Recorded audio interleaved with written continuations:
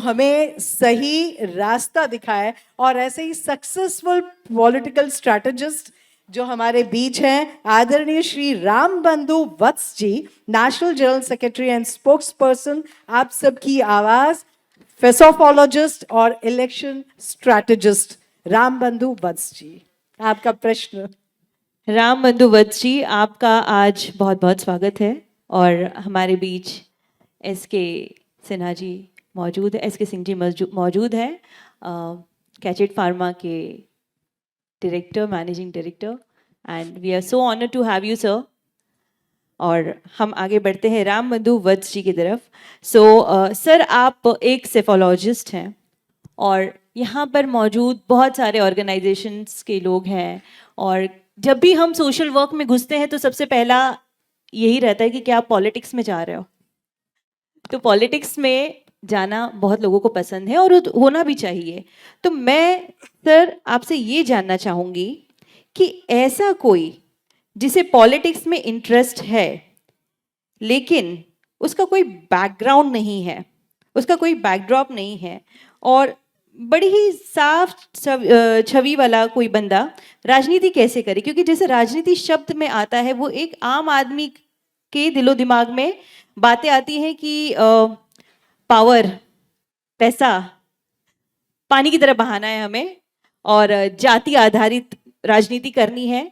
ऐसे में कोई नया चेहरा कैसे आगे बढ़े? नई पार्टियों के लिए क्या चुनौतियां हैं? और अगर ऐसा कोई व्यक्ति राजनीति करना चाहता है तो उसके लिए कैसे कैसे काम करे, वो आप मुझे बताइए, समझाइए। और हम ये लिटरेचर वाला सेगमेंट में बैठे हैं तो थोड़ा साहित्यिक होकर आप थोड़ा सा उसको हमें पेश करिए। जी, सबसे पहले मैं शुभ सीता फाउंडेशन को हार्दिक बधाई देना चाहता हूँ कि उन्होंने बिहारी स्वाभिमान सम्मेलन करवाया। बिहारियों की पूंजी ही उसका स्वाभिमान है, वरना देश दुनिया के सारे लोग तो उसके पीछे पड़े हैं। क्या बात। और देश दुनिया में हर जगह हर चुनौतियों को लांघता है बिहारी, केवल अपने स्वाभिमान के बदौलत। तो आप सबों का हार्दिक अभिनंदन।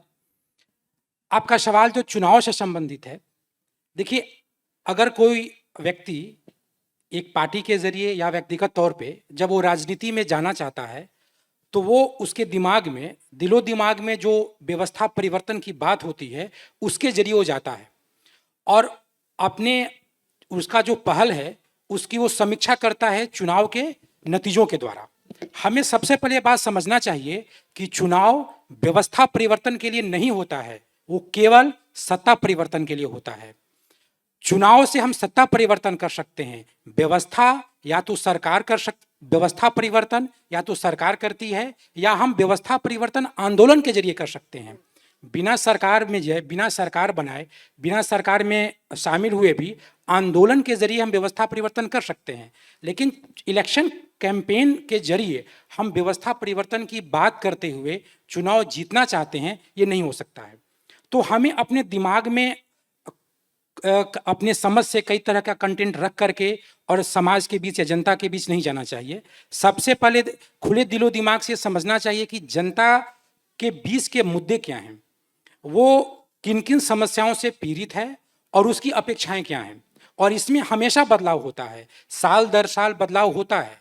एक ही समय में कई समस्याएं होती हैं। अगर हम खासकर बिहार की बात करें, सबसे बड़ी समस्याएं माना जाता है कि वहाँ पलायन है, बेरोजगारी है, अशिक्षा है और चिकित्सीय सुविधाओं का अभाव है। कई तरह की समस्याएं हैं। लेकिन इन तमाम जो समस्याएं हैं, इनमें उतार चढ़ाव होता है। हो सकता है कि कानून व्यवस्था का जो मसला हो उससे समाज अपने आप को ज़्यादा पीड़ित महसूस कर रहा हो, बेरोजगारी की अपेक्षा या चिकित्सीय सुविधाओं की अभाव की अपेक्षा।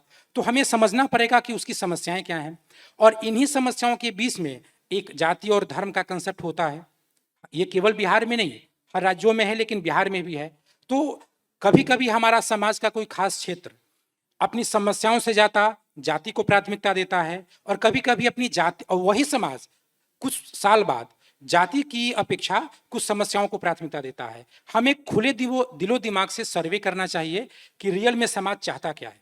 दूसरी बात यह है कि उस समस्या के समाधान के कई तरीके हो सकते हैं। हो सकता है आप समाज से ज़्यादा बेहतर समझते हों, लेकिन समाज जिन तरीकों में विश्वास करता है आपको समझना पड़ेगा। क्या हम विजडम ऑफ क्राउड की बात कर रहे हैं? जी, नहीं, विजडम ऑफ क्राउड जो हो वो वोटिंग पैटर्न पे हावी हो जाता है, तो हमें समझना पड़ेगा कि वो किन तरीकों में विश्वास रखती हो। हमें उनके, हो सकता है आपके पास या उम्मीदवार के पास, नेता के पास कोई अलग सा तरीका हो, एक ही समस्या के समाधान के कई तरीके हों, लेकिन जनता जिन तरीकों में विश्वास रखती है उसको समझना पड़ेगा। क्योंकि आपके जो तरीके हैं, जो तरीका एक नेता या कोई नौकरशाह तैयार करता है, हो सकता है उसमें सामाजिक टकराहट हो, जातिगत टकराहट हो जाए या जातिगत अनदेखी हो जाए।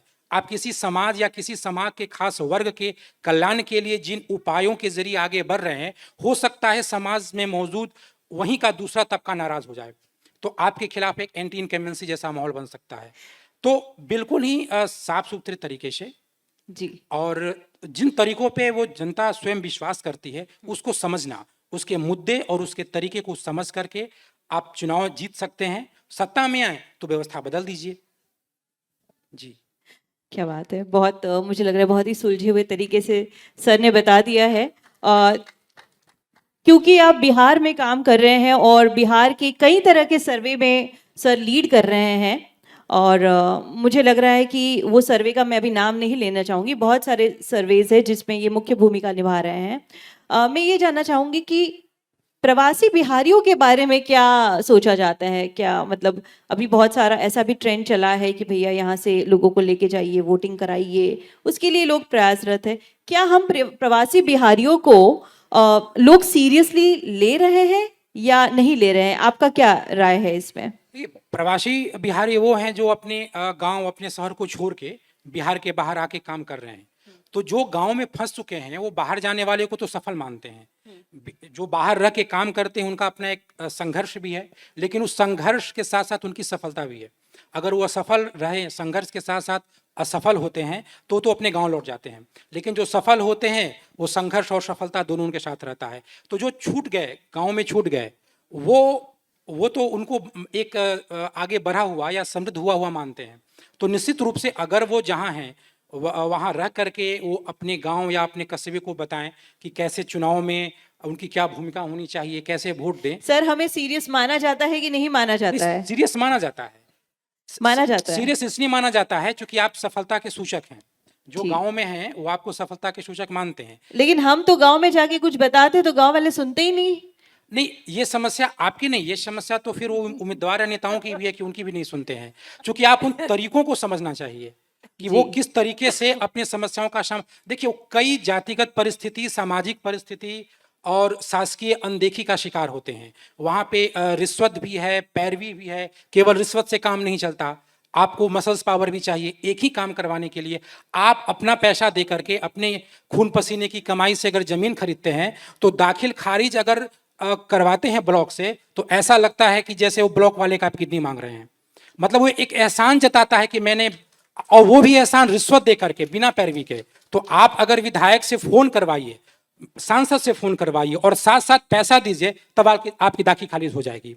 तो वैसे समाज में अगर आप चाहते हैं कि हम जाएं और कुछ बोल दें और लोग मान लें, तो मुझे लगता है कि उनका थोड़ा ख्याल रखना चाहिए। और सीधी सी बात है, उनके तरीके हैं, उनका अपना स्ट्रगल है, बहुआयामी संघर्ष है, तो उनको समझना है। तो बाहर वाले को निश्चित रूप से लोग समझते हैं, महत्वपूर्ण समझते हैं। Thank you so much.